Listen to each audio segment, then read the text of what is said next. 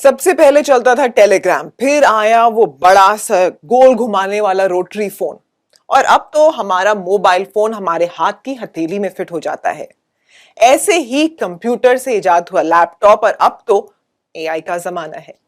Box camera से आए film camera, और अब डिजिटल ग्रामोफोन से कैसेट, और अब म्यूजिक ऑनलाइन ही मिल जाती है। नवाचार या नवीनीकरण, जिसे हम इनोवेशन कहते हैं, उसने हमारी जिंदगी के हर हिस्से को प्रभावित किया है। आप अपनी ही जिंदगी में आज इसका स्कोप तो देखिए। अगर ऑटोमोबाइल्स की बात करें तो इलेक्ट्रिक व्हीकल्स हैं, सेल्फ ड्राइविंग कार्स हैं और हाइब्रिड्स। फाइनेंशियल सेक्टर में यूपीआई, ब्लॉकचेन और पेमेंट एग्रीगेटर्स।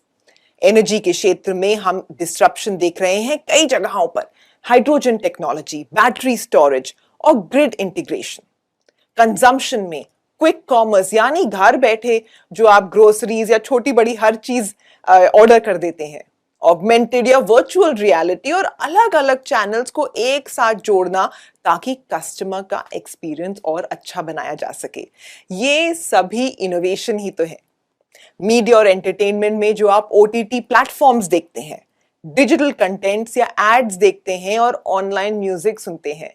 टेक्नोलॉजी में AI, cloud computing, data centres. हम देख ही रहे हैं कि रोबोट्स और ड्रोन्स इंडस्ट्री और मैन्युफैक्चरिंग के लिए इस्तेमाल किए जा रहे हैं। 3D प्रिंटिंग और नैनो टेक्नोलॉजी का इस्तेमाल बढ़ता जा रहा है। हेल्थ केयर में मेडटेक, ई फार्मेसीज, बायोटेक्नोलॉजी, ऐसा लगता है जैसे हमारी एकमात्र सीमा है हमारी कल्पना की क्षमता। और इंडिया में तो इनोवेशन का पोटेंशियल बहुत है। दुनिया का तीसरा सबसे बड़ा स्टार्टअप इकोसिस्टम हमारे यहाँ है। टैलेंट की कोई कमी नहीं है। क्या आप जानते हैं कि इंडिया में हर साल 25 लाख स्टेम ग्रेजुएट्स पैदा होते हैं? सरकारी पॉलिसीज जैसे अटल इनोवेशन मिशन हो या इंडिया स्टार्टअप इनिशिएटिव, इन सब ने बहुत सपोर्ट दिया है। साथ ही हमारी तेजी से बढ़ती हुई consumer market, the great Indian middle class, और इन सब को साथ जोड़ता है एक स्ट्रॉन्ग डिजिटल और फंडिंग का इंफ्रास्ट्रक्चर। तो ये सही टाइम है एसबीआई इनोवेटिव अपॉर्चुनिटीज फंड का, जिसके फंड मैनेजर हैं प्रसाद पडाला। एसबीआई इनोवेटिव अपॉर्चुनिटीज फंड एक थीमेटिक फंड है जो इनोवेटर्स की 3 कैटेगरीज पे फोकस करेगा। पहली, प्रोडक्ट या सर्विस इनोवेटर्स, यानी वो कंपनीज जो कुछ नया बनाते हैं या रिसर्च और डेवलपमेंट में काफी इन्वेस्टमेंट करते हैं कि मौजूदा मार्केट को ही चैलेंज कर दे या फिर नया मार्केट ही बना दे। दूसरा फोकस एरिया है प्रोसेस इनोवेटर्स, वो कंपनीज जो बिजनेस मॉडल्स को टेक्नोलॉजी या प्रोसेस की उन्नति से डिसरप्ट कर दें। और तीसरी कैटेगरी है इनोवेशन अडेप्टर्स, ऐसी कंपनीज जो इनोवेटिव बिजनेस मॉडल्स, प्रोडक्ट्स या सर्विसेज को आंशिक या पूरे तरीके से अडॉप्ट कर लें। The SBI Innovative Opportunities Fund is a thematic fund.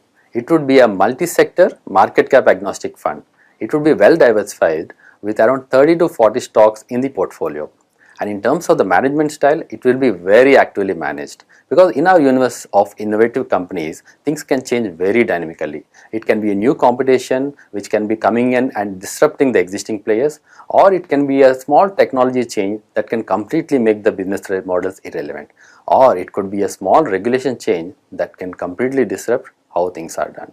So we would be looking for resilient business models and strong competitive advantages and business modes. Second, we will be looking for growth and longevity of growth, which is very important to us. Third, we will be looking for ability to generate strong cash flows and return on equity in the long run. Finally, we will be looking for reasonable valuations which can be justified with current fundamentals and our inherent assumptions. SBI innovative opportunities fund उन investors के लिए सही है जो अपने long term growth oriented portfolios में innovation, disruptive ideas का तड़का डालना चाहते हैं।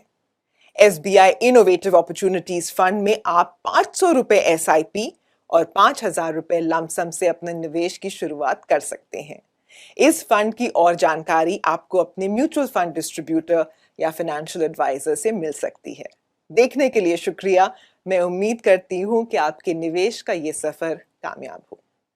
म्यूचुअल फंड एवं निवेश बाजार जोखिमों के अधीन है। योजना से संबंधित सभी दस्तावेजों को ध्यान से पढ़ें।